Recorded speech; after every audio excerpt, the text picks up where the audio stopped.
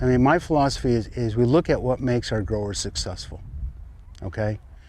And that is not only yield, okay, it's quality. We look at efficiency. What makes a grower more efficient? What helps them deliver more product, you know, at the same price? Disease resistance in all vegetables is huge. The consumer wants good, high quality produce. Human beings eat with their eyes, okay?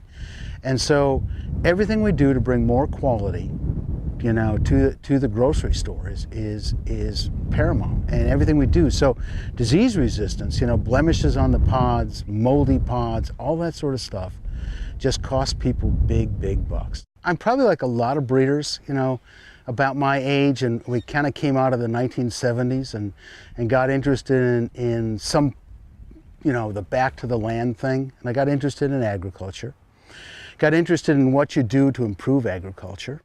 At first, you know, I was pretty typical. Go to extension, you know, maybe I was going to have my own farm.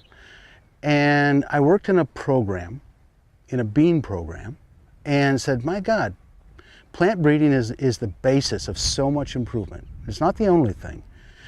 And, you know, it was my first job. It was in green beans of all things.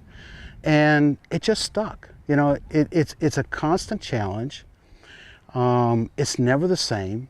I love the crop.